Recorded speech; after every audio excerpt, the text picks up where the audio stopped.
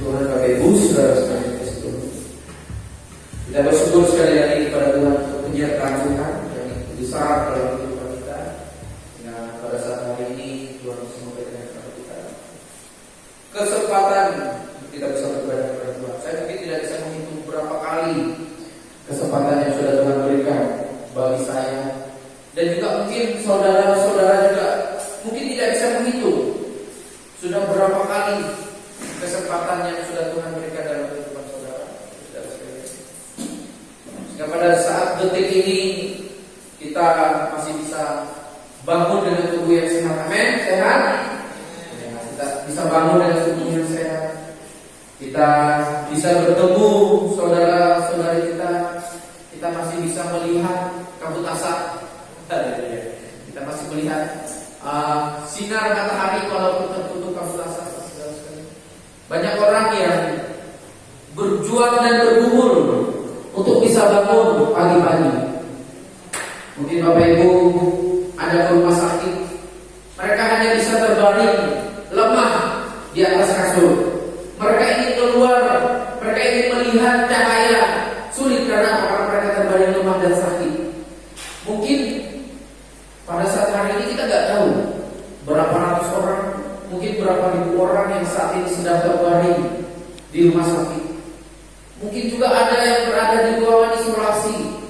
Mungkin ada yang berada di ruangan ICU mungkin dengan perlengkapan terpasang di seluruh badannya, yang mungkin saja hanya menunggu waktu detik-detik dipanggil Tuhan. Kita bersyukur Bapak Saudara sekalian, sampai saat hari ini Tuhan masih memelihara saya. Sekali lagi, kita bisa bangun dengan tubuh yang sehat. Kita bisa bangun dari tempat tidur. Kita bisa mandi. Kita bisa sarapan. Kita bisa ke tempat ini, saudara sekalian. Itu semua berkat Tuhan. Amin. Sadari hal-hal kecil semacam ini harus bisa kita sadari, saudara sekalian. Karena apa? Mungkin saja mereka-mereka yang sekarang terbaring di rumah sakit, di kasur. Mungkin ada juga yang sekarang terbaring di peti jenazah, menunggu dimakamkan. Pada saat hari ini kita bersyukur kepada Tuhan, saudara sekalian. Mari saya mengajak kita untuk sekali lagi bersyukur kepada Tuhan, mensyukuri nikmat yang sudah Tuhan berikan dalam kehidupan kita. Perkecil mengeluh, kalau kita mengeluh itu tidak ada artinya. Ada penelitian orang yang suka mengeluh, orang yang suka cemberut, orang yang suka marah-marah, menurut penelitian itu umurnya pendek. Amin. Mungkin karena banyaknya yang cemberut, banyak yang marah-marah. Enggak. Saya yakin di sini semuanya berbeda. Itu menurut penelitian. Orang yang suka marah, orang yang suka menyimpan dendam, orang yang tidak mau berdamai, orang yang tidak mau melupakan kesalahan orang lain, itu umurnya pendek. Kenapa? Karena dia mudah terserang penyakit. Penyakit jantung, mungkin darah tinggi karena mikir masalah terus mikirin. Tapi puji Tuhan, saudara sekalian, kita adalah orang-orang Kristen yang penuh dengan sukacita. Amin. Nah, menurut penelitian juga, orang yang hidupnya gembira itu panjang umurnya. Amin. Oleh sebab itu, Bapak Ibu saudara sekalian, mari kita bergembira. Silakan tertawa. Jadi mohon maaf ya. Jadi memang benar demikian. Orang yang Alkitab sendiri mengatakan hati yang gembira adalah, sekali lagi, hati yang gembira adalah obat. Tidak hanya sekedar obat, obat yang manjur. Obat banyak itu enggak? Banyak obat itu. Tapi apakah semua obat manjur? Tidak semua obat manjur. Kita firman Tuhan mengatakan hati yang gembira adalah obat. Amin. Haleluya. Itu Bapak Ibu saudara sekalian. Jadi hal-hal semacam ini mungkin sepertinya sederhana, itu enggak? Apa sih susahnya bergembira? Itu enggak? Apa sih susahnya? Susah enggak bergembira? Enggak susah sebenarnya.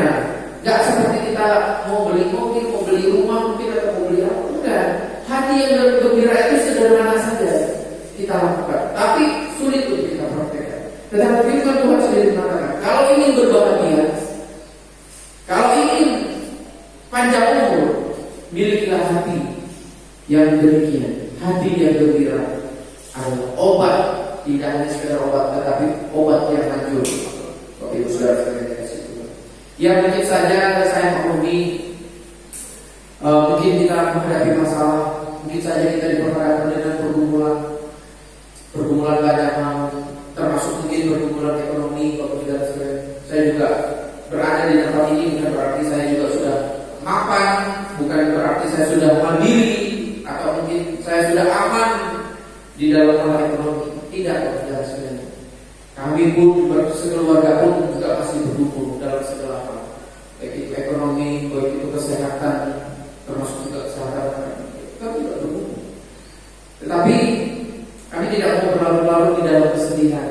Kami tidak mau berlarut-larut di dalam penyesalan. Tapi kami mau belajar seperti firman Tuhan. Mari serahkan semua kekhawatiran kita kepada Tuhan. Amin. Apa yang rekan-rekan atau bapak-bapak itu alami pada saat ini, mungkin pergumulan hidup yang begitu berat, mungkin doa yang kita naikkan masih belum dijawab. Bukan berarti tidak didengar Tuhan. Tuhan mendengar, karena kita tahu Tuhan memiliki waktu yang tepat. Mungkin saja doa-doa dan permohonan yang sering kita naikkan kepada Tuhan, mungkin setiap pagi, Tuhan kita mohon ini, Tuhan kita minta ini, kita bergumul kepada Tuhan. Jadi mungkin saja sampai detik ini Tuhan belum jawab. Bukan berarti Tuhan diam dan Tuhan tinggalkan kita. Tetapi saya yakin dan percaya Tuhan ingin menanti kehidupan kita. Karena Tuhan tidak mau gegabah. Tuhan tidak mau gegabah. Seperti zaman dulu, bangsa Israel minta apa saja diberikan oleh Tuhan. Tetapi apa yang terjadi? Mereka bukannya bersyukur kepada Tuhan, justru berkat yang diberikan Tuhan kepada mereka justru membuat mereka lebih berdosa kepada Tuhan. Nah itu yang sebenarnya tidak normal. Jadi Tuhan memiliki waktu. Sebab itu ada waktunya. Waktu Tuhan pasti waktu yang terbaik. Jadi bertekun di dalam hubungannya kita kepada Tuhan. Jangan selalu menuntut kepada Tuhan. Amin. Jangan selalu menuntut Tuhan, mau ini Tuhan. Sedangkan kewajiban kita sebagai anak Tuhan saja kita masih belum maksimal tunaikan. Betul enggak? Betul enggak? Seringkali kita menuntut kepada Tuhan, tetapi kewajiban kita sebagai anak Tuhan itu sering tidak maksimal kita jalankan. Apa? Sebagai anak Tuhan kita harus hidup berkenan kepada Tuhan. Sebagai anak Tuhan kita harus memiliki buah yang baik, buah yang bisa dinikmati oleh Tuhan. Karena nanti pada kali ini saya akan berbicara tentang kehendak Tuhan, supaya setiap anak-anak Tuhan itu menghasilkan buah yang baik. Amin. Nah, kita sama-sama belajar di dalam Injil Markus pasal yang ke-11 ayat yang ke-12 sampai ayat yang ke-14. Saya akan bacakan. Injil Markus pasal 11 ayat yang ke-12. Yesus mengutuk orang. Keesokan harinya sesudah Yesus dan ke-12 muridnya meninggalkan Betania, Yesus merasa lapar. Dan dari jauh ia melihat orang yang sudah bergabung. Ia mendekatinya untuk melihat kalau ia mendapat apa-apa pada pohon itu. Tetapi waktu ia tiba di situ, ia tidak mendapat apa-apa selain daun-daunnya saja. Sebab memang bukan musim buah. Maka katanya kepada pohon itu, jangan lagi seorang pun makan buahmu selama-lamanya. Dan murid-muridnya pun mendekatnya. Ayat yang ke-20. Pagi-pagi ketika Yesus dan murid-muridnya lewat, mereka melihat pohon ara tadi sudah kering sampai ke akar-akarnya. Nah, perhatikan, kita akan belajar tentang hal ini, Bapak Ibu Saudara sekalian. Ini adalah sesuatu peristiwa yang sangat-sangat tragis sekali. Peristiwa yang sangat-sangat tragis, yang sangat-sangat mengerikan, yang dialami pohon ara ini. Nanti saya jelaskan, jadi kita akan hati-hati. Bapak Ibu Saudara sekalian, cerita tentang pohon ara ini ditulis di dalam Alkitab bukan tanpa maksud dan tujuan. Ini merupakan satu rangkaian pelayanan Yesus ketika Tuhan Yesus berada di dunia. Ketika dia meninggalkan Betania, bagaimana di kota Betania atau di Betania, Tuhan Yesus banyak melakukan perkara-perkara yang ajaib. Setelah dia melakukan perkara-perkara yang ajaib, setelah dia melakukan pelayanannya, dia berangkat. Karena pada saat itu Yesus selalu aktif melakukan pelayanan. Dia pergi dari tempat satu ke tempat yang lainnya. Dia pergi dari desa satu ke desa lainnya. Dia pergi dari kota satu ke kota lainnya. Yesus aktif melaksanakan tugas pelayanannya karena dia hadir di dunia tidak ada lain, hanya untuk melayani. Dia datang ke dunia bukan untuk menjadi pengusaha sukses. Dia datang ke dunia bukan untuk yang itu, tetapi dia ingin melayani karena memang itu tujuannya. Jadi Tuhan Yesus berangkat dan peristiwa pada saat itu ketika Tuhan Yesus dalam perjalanan dia merasa lapar. Dia merasa lapar. Dalam sisi kemanusiaan dia merasa lapar. Perhatikan bahwa Yesus memiliki sisi ilahi dan sisi manusiawi. Manusiawi dia bisa lapar. Orang lapar cari apa? Cari makan. Kalau saudara-saudara lapar itu nyari apa? Nyari makanan, betul nggak? Nggak mungkin kalau rekan-rekan Bapak Ibu saudara-saudara kalau lapar itu nyari pohon. Nggak mungkin ya. Mungkin cari pohon, maksud saya cari pohon untuk dimakan kayunya tidak. Kalau lapar, seseorang pasti cari makanan. Nah, dan tidak salah kalau Tuhan Yesus lapar nyari pohon yang bisa dimakan buahnya. Tuhan Yesus mencari pohon ara karena pada umumnya pohon ara ini menghasilkan buah yang manis yang bisa dimakan. Tuhan Yesus tidak cari pohon, mungkin Tuhan Yesus tidak cari larang. Tuhan Yesus tidak cari pohon-pohon yang lain mungkin yang tidak bisa dimakan, tetapi Tuhan Yesus mencari pohon ara dengan harapan dia bisa makan dan dia bisa nikmati buah tersebut. Tetapi apa yang terjadi? Pohon yang diharap-harapkan udah kelihatan dari jauh nih pohonnya ini subur, dari jauh nih pohonnya wah lebat sekali buahnya. Dengan harapan rasa lapar itu bisa terpenuhi. Ini pasti ada buahnya. Pohon biasanya ini buahnya ini besar, manis, buahnya bagus, bisa dinikmati. Tetapi apa yang terjadi Bapak Ibu? Tuhan Yesus tidak menemukan apa-apa pada pohon itu. Sehingga pada akhirnya Tuhan mengutuk pohon itu sehingga pohon itu menjadi kering sampai kepada akarnya. Gak hanya pohonnya, Bapak Ibu saudara sekalian, tetapi sampai kepada akar-akarnya. Kalau sudah pohon itu kering, mungkin pohonnya saja ya, mungkin masih bisa ada kesempatan untuk bertunas begitu, enggak? Tapi kalau sudah akarnya kering, gak mungkin. Itu sudah pasti mati total. Mungkin kita pernah di hutan, mungkin kan kita lihat pohon yang sudah tumbang, yang sudah kering, yang sudah seperti pohon-pohon yang mungkin di hutan-hutan itu bekas kebakaran, hanya ada tunggulnya saja, itu enggak? Ada tunggulnya, akarnya ada, tapi kering. Hanya sekedar tunggul, hanya sekedar patung. Bapak sudah sekalian. Itu yang terjadi terhadap pohon ara ini. Pohon ara ini mengembangkan kehidupan manusia, saudara sekalian, di mana ada waktunya Tuhan mendatangi engkau dan mencari buah dalam hidupmu. Mungkin saat ini, saudara sekalian, belum jadwal antriannya, mungkin ya. Tuhan cari buah. Tetapi, saudara sekalian, ingatlah Tuhan menghendaki buah yang baik yang bisa dinikmati oleh Tuhan. Pohon ara itu menggambarkan kehidupan manusia. Manusia itu beragam, saudara sekalian. Manusia itu beragam status sosialnya. Ada yang terlahir dengan keadaan yang sederhana, ada yang terlahir dalam keadaan yang sudah melimpah ruah dalam harta dan kekayaan, dalam materinya, saudara sekalian. Tetapi itu tidak menjamin bahwa seseorang itu bisa berbuah seperti yang Tuhan mau. Berbuah itu tidak sembarang berbuah seperti yang saya sampaikan waktu di belakang. Tidak hanya sekedar ada buahnya saja, Bisa saja orang itu bisa saja di pohon ara itu kita bisa saja naruh buah di situ, naruh buah yang palsu, naruh buah, tetapi nggak bisa dimakan, nggak bisa dinikmati. Dan pohon ini pun bisa saja dia berbuah, tetapi buahnya rusak. Pernah nggak melihat pohon mangga, mungkin yang di sini, atau pohon durian, yang pohonnya bagus, buahnya bagus, tetapi dalamnya rusak? Pernah nggak? Mungkin sering. Nah itu yang dimaksud dengan sembarangan berbuah. Nah buah yang buruk seperti itu bisa nggak dinikmati? Tidak kan?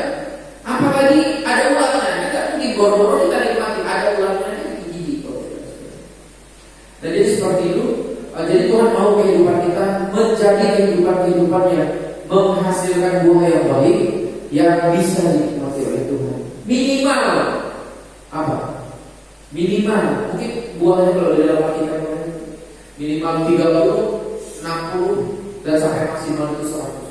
Minimal saja ada buah yang kita persembahkan kepada Tuhan. Mungkin saja buah kita itu cuma 2, 3, tidak salah. Yang penting kita sudah memproduksi, kita sudah kita sudah berbuah. Minimal ya, kita sudah berbuah. Apa buah kita? Di dalam hati kita, buah roh itu adalah kasih, sukacita, damai sejahtera, kesabaran, rendah hati, penguasa hati. Mungkin buah-buah yang demikian, mungkin cuma satu yang ada dalam diri kita. Apa? Kasih. Minimal kita sudah bisa punya kasih. Apa kasih? Kasih kepada Tuhan dan kasih kepada sesama. Sebagai satu keluarga, sebagai seorang anak mengasihi orang tua, sebagai seorang anak mengasihi kakak, mengasihi adik. Itu yang harus kita lakukan. Ingat, seperti saya bilang tadi, minimal harus ada buah. Karena apa? Karena Tuhan menghendaki buah. Kalau Tuhan temukan tidak ada buahnya sama sekali, maka ditutup oleh Tuhan, akan ditutup oleh Tuhan. Mau nggak ditutup oleh Tuhan? Nggak mau. Saya yakin di sini di dunia ini tidak ada orang yang mau ditutup oleh Tuhan. Karena kalau sudah ditutup oleh Tuhan, pasti mati dan masuk neraka. Saya yakin dan percaya di sini juga tidak mau masuk neraka. Jadi kita harus berbuah, saudara sekalian. Buah itu dinikmati oleh Tuhan. Tuhan itu bukan mencari buah orang, tetapi buah kita, kehidupan kita. Tuhan mencari satu persatu. Tuhan mau semua kita itu menghasilkan buah. Sebab itu mari kita belajar untuk kita bisa menghasilkan buah. Penguasaan diri itu juga merupakan salah satu buah yang Tuhan hendaki. Bagaimana kita bisa menguasai diri kita? Bagaimana kita bisa menguasai emosi terhadap istri, terhadap suami, terhadap anak, terhadap orang tua? Sebab Bapak Saudara sekalian, sekarang kita diperhadapkan dengan keadaan-keadaan orang yang tidak bisa menguasai diri. Karena dia tidak bisa menguasai diri sehingga akhirnya dia membunuh orang lain. Karena dia tidak bisa menguasai diri sehingga yang diucapkan itu adalah kata-kata sumpah serapah, kata-kata hujat, kata-kata fitnah. Ingat, Tuhan tidak mau. Kalau buah itu yang Bapak Ibu Saudara hasilkan, maka sia-sia Tuhan akan mengutuk. Karena Tuhan kita itu tegas. Tuhan Allah itu tegas. Walaupun belum musim berbuah, tetapi tidak ada buah apa-apa, saudara sekalian. Ya mungkin bisa saja pohon ara ini protes kepada Tuhan. Tuhan ini kok musimnya kok nyari buah? Gitu. Mungkin saja pohon ara ini bisa protes. Tetapi Tuhan tahu pohon ara ini adalah pohon yang berbuah itu hampir setiap musim, saudara sekalian. Hampir ada 3 musim minimal. Mungkin sama seperti kalau gambar. Mungkin di sini saya agak sulit menjelaskan tentang pohon ara. Oke lah, saya jelaskan mungkin seperti jagung, pohon jagung. Pohon jagung itu selalu berbuah. Kalau sudah ada yang masak, pasti ada di sekitarnya itu bunga-bunganya juga. Jadi kalau sudah ada yang masak, ini sudah mulai berbunga dan sudah mulai berbuah. Jadi siklusnya itu jalan terus. Nah, mungkin yang Tuhan mau itu seperti itu. Jadi kalau misalnya nggak ada buah yang matang, mungkin bisa ya mungkin buah-buah yang ada tidak seperti itu. Jadi Tuhan itu mau seperti demikian. Tetapi Tuhan tidak mau berdebat dengan manusia. Pada intinya, prinsipnya Tuhan mau kehidupan tadi, kita harus lakukan semua. Jangan kita lakukan satu, kita abaikan yang lain. Mungkin saja Bapak Ibu sudah mulai berbuat, apa buahnya kasih, tetapi penguasaan ini tidak dilaksanakan juga bisa juga. Firman Tuhan sendiri mengatakan harus melakukan. Jangan melakukan satu tetapi mengabaikan yang lain. Mungkin saja dia bisa sabar, tetapi dia tidak punya kasih. Tuhan itu tidak mau demikian. Tuhan mau kita melakukan firman Tuhan itu dalam utuh. Jadi pada saat hari ini firman Tuhan mengajar kita supaya kita itu berbuah. Amin. Sekali lagi supaya kita berbuah dan supaya buah kita itu dinikmati oleh orang lain dan dinikmati oleh Tuhan. Jangan sampai berhenti buah kita itu dinikmati oleh manusia saja. Jangan. Karena apa? Apa bedanya dengan orang Kristen dan orang yang di luar sana?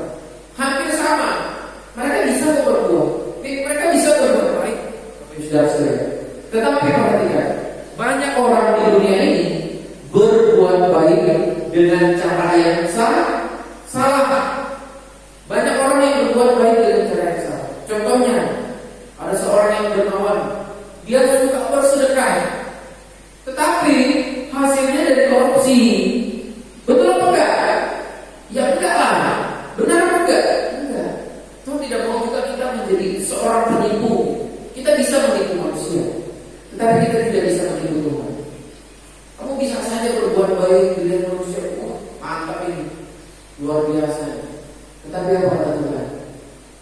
Jangan sampai demikian, saudara-saudara. Jangan sampai Tuhan gini terhadap kita. Karena apa? Kalau Tuhan sudah gini terhadap kita, maka kehidupan kita akan dibenci oleh Tuhan. Kalau kehidupan itu dibenci oleh Tuhan, bukan berarti saya bilang Tuhan itu benci, enggak. Kalau kehidupan kita tidak menghasilkan uang, sebenarnya tidak hanya berarti Tuhan benci, tidak. Tetapi Tuhan kutuk. Mungkin lebih keras lagi. Kalau mungkin membenci masih ada waktu, tetapi ini Tuhan kutuk dengan segera. Ayat yang ke-20, pagi-pagi ketika Yesus dan murid-muridnya lewat, mereka melihat pohon ara tadi sudah kering sampai kepada akarnya. Apakah Tuhan tunda? Apakah Tuhan menunda untuk pohon itu? Tidak, saudara-saudara. Tuhan segera mengutuk pohon itu. Karena apa? Kalau di ayat yang lain, pohon itu sudah berumur 3 tahun. Kalau saya membaca referensi, pohon ara ini di umur 6 bulan itu sudah berbuah. Nah ini sudah 3 tahun, tidak ada buahnya sama sekali. Apa enggak jengkel? Apa enggak wajar? Tuhan marah dan Tuhan segera mengeksekusi pohon ara ini. Bapak Ibu, sudah berapa lama kita ikut Tuhan? Sudah berapa puluh tahun kita mengikut Tuhan? Mari kita koreksi dulu kita. Sudah berapa tahun kita melayani Tuhan? Sudah berapa tahun kita mengiring Tuhan? Kita koreksi dulu kita sekarang. Apakah kita ini benar-benar menjadi orang Kristen yang benar sungguh? Apakah kita ini benar-benar menghasilkan buah? Karena apa? Resikonya itu ada. Tuhan itu tegas. Bagi siapa saja, barang siapa yang tidak berbuah, itu pasti akan dikutuk, pasti akan mati. Mungkin saja saya tidak mengatakan bahwa kesusahan yang kita alami pada saat hari ini adalah bagian dari Tuhan mengutuk kita. Saya tidak mengatakan demikian. Mungkin saja kesusahan atau mungkin pergumulan yang kita alami yang tidak mungkin selesai, itu merupakan cara Tuhan menghukum kita. Mungkin saja, tetapi kita bisa keluar dari hukuman itu kalau kita memperbaiki kehidupan kita. Amin. Kita bisa keluar dari kesulitan-kesulitan itu kalau kita berinisiatif atau memiliki kerinduan untuk keluar. Mungkin saja firman Tuhan sendiri mengatakan, yang menjadi penghalang segala doa dan permohonan kepada Tuhan adalah dosa. Itu yang menjadi penghalang, saudara-saudara. Dosa.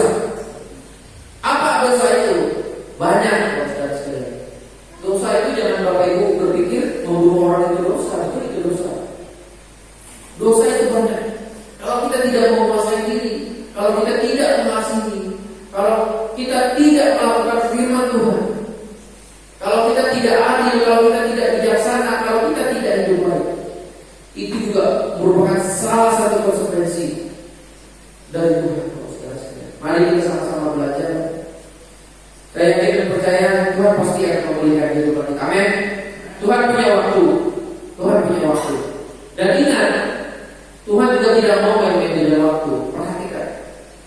Orang ini sudah diberi waktu 3 tahun oleh Tuhan. Tetapi ketika Tuhan datang, subur, pohonnya tumbuh, cabangnya banyak, buahnya nggak ada. Akhirnya apa? Tuhan tidak menunda dan Tuhan segera mengutuk pohon ini sehingga akhirnya pohon ini kering. Mari perhatikan firman Tuhan dengan serius, saudara-saudara. Jangan main-main dengan Tuhan. Kalau kita main-main dengan manusia bisa, tetapi saya katakan sekali lagi, jangan sampai kita main-main kepada Tuhan. Kita bisa saja menyembunyikan pelanggaran kita, dosa kita, aib kita di hadapan manusia, di hadapan istri, di hadapan suami, di hadapan orang tua.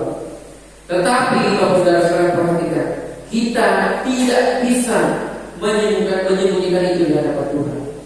Mungkin engkau melakukan dosa di kamar mandi, mungkin engkau melakukan dosa di tempat yang gelap, orang lain tidak melihat, tetapi Tuhan melihat. Oleh sebab itu saya bilang, jangan main-main dengan Tuhan. Saya sekali lagi katakan seperti itu. Saya juga sampaikan kepada pemuda-pemuda, kepada ya mungkin yang juga sudah menikah. Mari, saya pribadi juga satu teguran bagi saya. Jangan main-main. Karena apa? Masa depan kita itu ada di tangan Tuhan. Kalau kita main-main dengan Tuhan, bayangkan apa yang terjadi. Kalau kita main-main dengan Tuhan, kita tahu masa depan kita itu di dalam tangan Tuhan. Tapi kalau kita main-main dengan Tuhan, bagaimana mungkin masa depan kita itu indah, masa depan kita itu cemerlang? Tidak mungkin.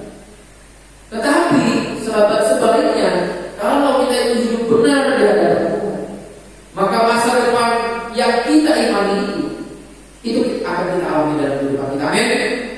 Oke, yang sudah menikah, yang merindukan rumah, yang merindukan pekerjaan, mari jalankan dulu kewajiban kita sebagai anak Tuhan. Mari kita belajar untuk sungguh-sungguh. Karena apa? Karena kita ini hidup itu proses. Mungkin saja saat ini kita sudah mulai memperbaiki diri kita. Mungkin sudah saat ini kita sudah mulai sungguh-sungguh melayani kepada Tuhan. Jangan buru-buru nuntut dulu. Mari serahkan ke dalam tangan Tuhan. Tuhan, segala cita-cita masa depanku serahkan ke dalam tangan-Mu. Karena tidak ada lain yang bisa kita lakukan. Kita ini bukan orang keturunan, maksudnya kita bukan orang kita bukan keturunan orang kaya. Kita bukan keturunan orang yang punya segalanya, betul enggak?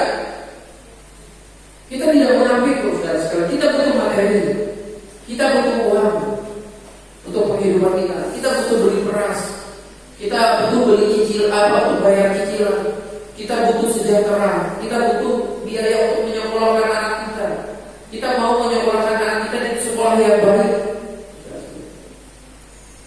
Jangan hanya sekedar anak itu dididik seenaknya saja. Jangan sampai anak itu dirawat seadanya saja. Mari kita berusaha, kita berjuang. Lebih daripada itu, serahkan semua dalam tangan Tuhan. Karena kita butuh Tuhan, kita perlu Tuhan sekali lagi. Kita hanya bergantung kepada Tuhan. Seperti pohon itu, dia hanya bergantung kepada air. Kita tahu Tuhan adalah sumber mata air kehidupan. Sebagai pohon yang butuh air, dia hanya butuh air. Pohon ini nggak butuh mobil, pohon ini nggak butuh apa-apa. Yang dibutuhkan itu hanyalah air.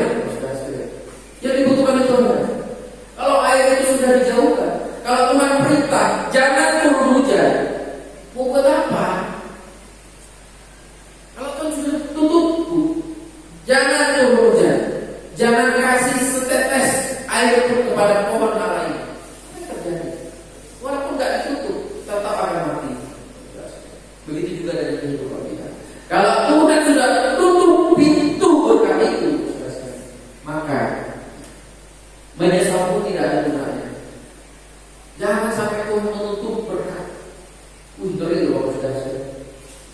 sudah ditutup berkatnya, mau laksanakan itu nggak berhasil, mau buat ini nggak berhasil, mau di sini nggak berhasil, mau di situ nggak berhasil, mau menggarap ini nggak berhasil, semuanya nggak bisa berhasil karena sudah ditutup oleh Tuhan. Pohon ara ini adalah satu contoh dikutuk oleh Tuhan. Udah kering, mati, nggak bakalan bisa hidup lagi, udah ditutup oleh Tuhan. Jangan sampai seperti saya bilang tadi, jangan sampai kita dihukum dengan keras. Pohon ara ini, kalau lebih lanjut lagi kita belajar sebagai mungkin dipelajari ilmu pertanian. Kalau ada pohon yang nggak bisa berbuah, apa yang dilakukan oleh petani? Biasanya dipangkas, dikasih pupuk, betul nggak? Dikasih pupuk supaya harapannya bisa berhasil dan menjadikan buah. Tapi kalau sudah dikasih pupuk, sudah subur, tidak ada buahnya, buat apa? Betul nggak? Misalnya mungkin bapak ibu pelihara pohon rambutan di depan rumahnya, sudah beli bibit yang bagus, sudah dikasih pupuk yang mahal-mahal itu, tumbuh subur. Sekalinya kita di PHP, jauh, tidak ada buahnya, buat apa? Tidak, jadi potong. Firman Tuhan tidak main-main. Tuhan tidak pernah main-main. Tuhan serius dengan dosa, dan Tuhan juga serius dengan kehidupan kita. Kalau Bapak Ibu Saudara sekalian, kalau kita serius kepada Tuhan, maka berkat itu akan terbuka dan Tuhan memberkati kita dengan limpahnya. Amin. Bapak Ibu, kalau saya berbicara tentang berkat melimpah ini, itu saya tidak bisa bayangkan. Saya hanya bisa mengilustrasikan seperti gelas yang diisi air. Anggaplah kita ini lagi haus, kita cuma minta mungkin setengah gelas saja. Itu udah cukup bagi kita. Itu mungkin udah puas, setengah gelas saja. Mungkin 1 bulan kita nggak minum. Tiba-tiba ada orang yang punya perusahaan air minum, kita cuma, Pak, permisi Pak, mohon Pak, saya sangat haus, saya cuma minta 1 tetes, saya cuma minta setengah gelas kecil ini saja. Tetapi orang itu memberikan air kepada kita dengan melimpahnya sampai keluar. Itu salah satu definisi berkat melimpah. Jadi kalau Tuhan memberkati kita juga gak main-main. Betul gak? Kami alami sendiri di dalam kehidupan kami sebagai keluarga yang kami gak pernah membayangkan hidup di kampung yang sangat-sangat yang sangat-sangat sederhana di sana di Kerepani. Hidup di kampung yang apa sih masa depannya hidup di kampung? Mohon maaf ya, saya bukan ini, tapi saya hanya menggambarkan. Kami hidup di kampung orang tua merintis dari kampung, keluar dari kampung, masuk ke tempat itu. Apa? Tanah tidak punya. Puji Tuhan berikan tanah. Setelah itu nggak ada punya uang untuk bangun rumah. Karena nggak punya uang, akhirnya apa? Bangun rumah dari kayu seadanya. Apa? Lantainya itu dari kulit kayu. Masih ingat nggak? Masih ingat nggak? Mungkin kira mungkin masih enggak. Dari lantai rumah itu dari kulit kayu. Saya ingat dulu rumah pertama. Setelah itu pelan-pelan bangun rumah dari kayu pertama. Bekerja cari emas. Kadang-kadang dapat emas, seringnya nggak dapat. Kadang-kadang cair, tapi yang nggak cairnya itu yang sering. Jadi waktu itu bagaimana kehidupan ini bisa sejahtera, bagaimana kehidupan ini bisa berkecukupan kalau keadaan seperti ini saja. Tetapi Tuhan memiliki rencana yang lain. Dari kehidupan yang sederhana, saya ingat orang tua yang hanya kerja harian, yang namanya cari emas 6 bulan itu harian. Yang namanya pekerja harian, kalau dia nggak kerja, besoknya dia nggak makan. Itu pekerjaannya. Oleh sebab itu pekerjaan itu makanya berbeda mungkin dari pegawai. Kalau pegawai dia kerja hari ini, besok nggak kerja, bulan depan dia masih dapat gaji. Kalau kerja harian dia nggak kerja, besok dan seterusnya dia nggak makan.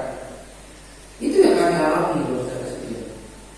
Tetapi karena benar-benar pertolongan Tuhan, mulai berangkat kehidupan secara rohani sebagai orang tua yang menyerahkan kehidupannya kepada Tuhan. Dulu latar belakang orang tua yang ketika mengenal Tuhan, beribadah kepada Tuhan, menyerahkan kehidupannya menjadi seorang hamba Tuhan, nggak terpikirkan sampai sekarang Tuhan bisa menyediakan. Dulu ketika saya ingat ketika melayani Tuhan, selain dalam karyanya, itu naik sepeda motor. Mungkin saya yang sering alami, karena saya yang sering ikut bapak saya melayani Tuhan karya. Jadi kita berangkat kepanasan, pulang kedinginan, karena berangkatnya itu setelah pulang gereja jam 1, jam 2 itu kan pas lagi terik-teriknya. Pulang kepanasan, malamnya lagi kedinginan. Sudah jas hujan itu udah gak tahu ganti beberapa kali.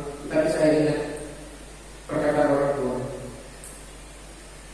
berdoa supaya Tuhan kasih mobil.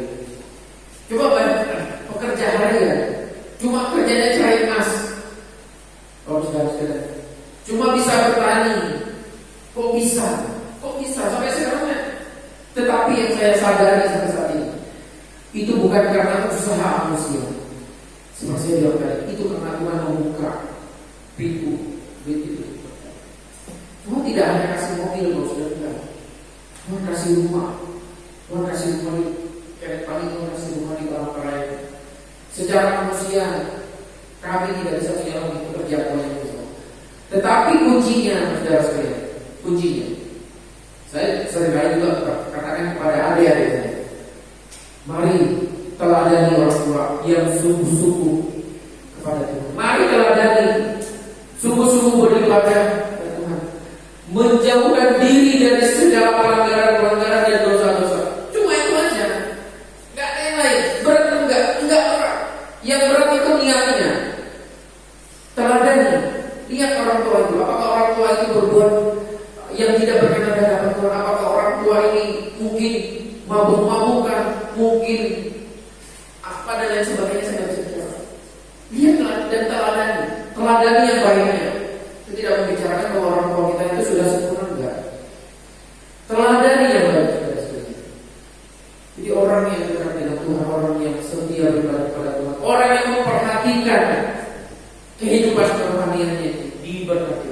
Saya ingat dulu bapak lagi semangat-semangatnya mengikuti Tuhan, ikut KKR. Itu harus jual peralatan UKM. Karena waktu itu ya salah satu skill atau kemampuan yang dimiliki itu adalah bertukar. Jangan lupa seperti itu. Dia jual dengan iman berangkat KKR naik kapal itu, pulang apa yang terjadi? Bingung mau berbuat apa. Tetapi saudara sekalian, Tuhan memperhatikan usaha yang kita lakukan, usaha yang dilakukan itu tidak akan usaha yang sudah kita lakukan itu tidak datang dengan percuma, tidak kembali dengan percuma. Oleh karena itu, Bapak saudara sekalian, kehidupan diberkati oleh Tuhan. Tuhan buka jalan, yang pasti itu Tuhan buka jalan. Tuhan buka jalan dengan cara ini. Sehingga akhirnya apa? Bisa punya ini, bisa punya ini. Dan salah satunya juga bisa bersama dengan jemaat, juga bisa membangun gereja yang bagi saya ini juga sangat-sangat mudah. Saya sering pelayanan ke daerah-daerah, itu gerejanya memperhatikan. Jemaatnya sedikit, kita masih meninggung. Saya pernah waktu pelayanan di Jawa, di Kediri, itu jemaatnya cuma 2-3 orang saja. Itu sampai tua pendetanya, jemaatnya itu aja. Gerejanya dari kayu sudah runtuh. Saudara sekalian, itu pergumulan dan perjuangan. Nah, oleh sebab itu, Bapak saudara sekalian, mari saya mengajak kita semua, dan ini menjadi saya juga sampaikan khususnya kepada adik-adik saya ini, supaya ayo perbaiki hidupmu. Gak ada, kalau kamu bertahan dengan kehidupan yang seperti itu, gak ada orang yang sepertimu itu berhasil. Kalau kamu mempertahankan tabiat malas, suka memberontak, tidak tahu berterima kasih dan tidak mau mendengarkan perkataan orang tua, saya yakin dan saya bisa pastikan kehidupan kalian tidak akan bisa berhasil. nggak bakalan bisa berhasil.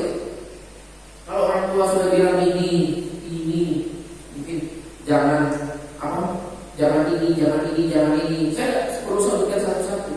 Kalau sudah orang tua bilang jangan ini, karena apa? Karena orang tua kita nggak melakukan itu. Kecuali orang tua kita melakukan itu, bisa kita berkata, oh bapak juga ini kok, ini kok dia nggak melakukan.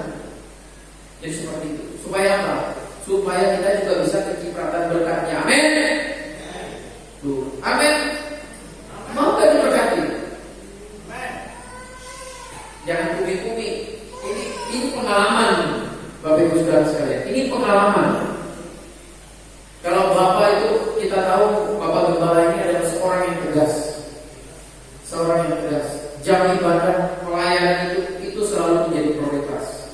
Saya ingat dulu waktu di kampung, orang mau kasih uang aja, stop. Saya mau ke gereja dulu. Orang kasih uang dulu. Urusan uang, stop. Saya ke gereja dulu. Mungkin bagi kita sekarang, mungkin mencari pribadi yang berbeda demikian itu langka, dosa sekali. Tapi masa kita kalah? Yang sebenarnya mudah dilakukan, masa kita tidak bisa? Yang pasti kita harus menuruti firman Tuhan. Amin. Saya tidak mau banyak lebar menceritakan tentang orang. Yang pasti kita harus melakukan firman Tuhan. Firman Tuhan yang tegas. Kalau engkau melakukan firman Tuhan, maka pintu-pintu berkat akan terjebak bagimu. Tetapi kalau kehidupan kamu tidak berbuat, tidak melakukan firman Tuhan, siap-siap kehidupanmu akan ditutup oleh Tuhan. Jadi mari sekali lagi saya ulang beberapa kali, jangan main-main kepada Tuhan. Kalau Tuhan sudah bilang jangan ini, jangan itu, mari kita lakukan kita. Jangan sampai karena pelanggaran kita. Satu lagi saya ingin maju. Ada cerita di dalam Alkitab seorang raja yang diperintahkan Tuhan untuk membinasakan salah satu suku yang dibenci oleh Tuhan. Dibinasakan, hancurkan baik itu manusia maupun hewan. Tetapi apa yang dilakukan oleh orang tersebut? Betul dia membinasakan, tetapi dia lembut tambunnya itu gak dibinasakan. Dia simpan, dia bawa. Akhirnya apa yang terjadi? Dia berdosa di dalam Tuhan. Tahu nggak Bapak Ibu Saudara sekalian? Tidak hanya sekedar dia yang menanggung dosa itu, tetapi istri dan anak-anaknya menanggung dosa yang dilakukan oleh suaminya. Sangat mengerikan sekali. Sebagai orang tua, jangan hanya berpikir kita yang menanggung dosa, tetapi apa dosa masa lalu yang pernah kita lakukan, itu juga akan berimbas kepada anak-anak. Itu ada di dalam Alkitab. Makanya firman Tuhan tidak main-main. Bapak Ibu Saudara sekalian dikasih Tuhan. Sebagai seorang laki-laki, ingat, adik-adik saya atau mungkin jemaat Tuhan, rekan-rekan, sebagai seorang laki-laki, sebagai seorang suami, kita memiliki tanggung jawab yang besar sebagai kepala rumah tangga.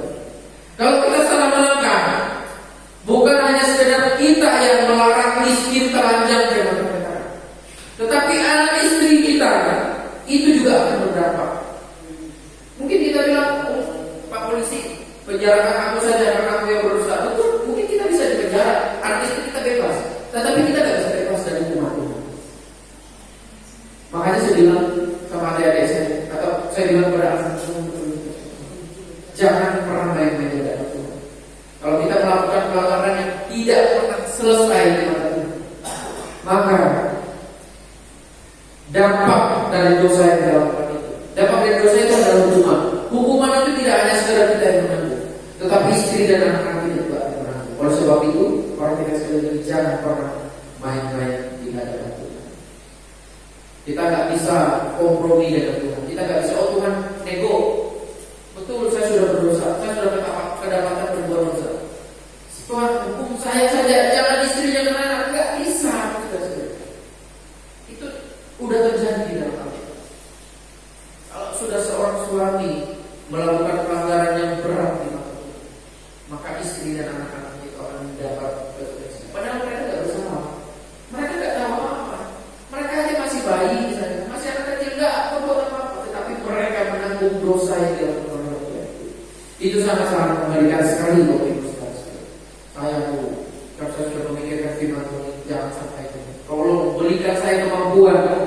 Saya selalu senantiasa berdoa, Tuhan berikan kemampuan supaya saya itu bisa menjauhi larangan-larangan Tuhan, supaya saya sebisa mungkin untuk tidak melanggar firman dan perintah Tuhan. Itu yang selalu saya jawab. Karena ini serius, saudara. Saya sebagai seorang laki-laki, kita memiliki tanggung jawab yang besar. Juga sebagai seorang istri, begitu juga sebagai seorang anak. Kedepannya nanti juga harus berkeluarga. Mari kita sama-sama untuk melaksanakan firman Tuhan. Kita mohon pertolongan Tuhan. Secara manusia kita tidak bisa melakukan firman Tuhan. Secara manusia mustahil. Aku sudah berupaya, aku sudah berkumpul. Mungkin pergumulan kita itu berapa tahun? Itu aja. Ternyata pelanggarannya itu aja yang kurang. Sehingga mungkin saja Tuhan sudah buang, mungkin saja Tuhan sudah buang. Tetapi pada saat hari ini Tuhan masih memberikan kesempatan bagi kita. Kesempatan itu terbatas. Amin. Kesempatan itu terbatas. Jangan berpikir, besok saja saya bertobat, minggu depan saya bertobat, atau tahun depan saya bertobat, atau nunggu ini saya bertobat. Jangan. Itu udah main-main dengan Tuhan. Ingat, kalau seseorang itu main-main dengan Tuhan, Tuhan juga tidak pernah main-main untuk menghukum. Jangan sampai kita dihukum keras oleh Tuhan. Teman saya di Makaraya yang saksian, bro, dulu saya itu orangnya suka ini, suka mabuk. Saya dulu kalau merokok itu bisa 1 slop 1 hari gitu. Saya dulu kalau nggak hanya sekedar merokok minum, saya sampai ada obat-obatan, saya sampai kepada sampai narkoba. Apa yang dia bilang? Ketika saya lakukan itu, orang tua saya sering ngajak saya ibadah, saya nggak sering-sering saya dinasihati, saya nggak mau dengar dan nggak pernah dengar. Apa yang terjadi? Kakinya dipatahkan oleh Tuhan. Akhirnya apa? Sampai saat ini dia cacat. Tetapi dia di tengah-tengah keadaan yang dia demikian, dia menyadari, dia menyadari bahwa ini, dan dia menyadari dan dia menerima hukuman Tuhan itu. Makanya saya bilang, jangan sampai kita dipukul keras oleh Tuhan baru kita bertobat. Karena apa? Karena belum tentu kita bisa terima. Belum tentu. Orang kaya tidak sedikit yang bangkrut jadi gila. Karena apa? Karena dia tidak siap. Jadi firman Tuhan memang saat ini sangat keras. Ini tidak hanya tertuju pada Bapak Ibu Saudara sekalian, tetapi juga tertuju kepada saya. Supaya kita setiap hari, ayo teman, kita perbaiki kehidupan kita. Jangan kita perhatikan kiri, kanan, depan, belakang. Ayo kita perhatikan diri kita sendiri. Apa yang sudah kita lakukan? Buah apa yang sudah kita persembahkan kepada Tuhan? Buah apa yang sudah bisa dinikmati oleh Tuhan? Mari kita jawab dalam hati. Firman Tuhan sampai sini, saudara sekalian. Dan biarlah ini menjadi perenungan bagi kita untuk kita sama-sama belajar. Tidak berat, firman Tuhan itu tidak berat. Mari berbuah yang benar, berbuah yang bisa dinikmati oleh Tuhan. Kasih salah satunya. Mari kita mengasihi istri, mengasihi suami, suami mengasihi istri, anak mengasihi orang tua mengasihi anak. Maka yang tidak percaya, kalau kita sudah berusaha dan kita sungguh-sungguh, Tuhan juga tidak akan menahan berkatnya. Ada waktu nanti yang Tuhan berikan dalam kehidupan kita, maka kehidupan kita akan diberkati oleh Tuhan secara luar biasa. Yang penting saja tidak bisa diterima. Oh Tuhan, saya minta 1 saja sebenarnya Tuhan. Kenapa Kau jawab saya 4? Kenapa Kau jawab 5? Itu seperti itu. Doa saya cuma Tuhan. Tetapi Tuhan jawab 5. Itu loh. Puji Tuhan, mari kita berikan pujian kita kepada Tuhan.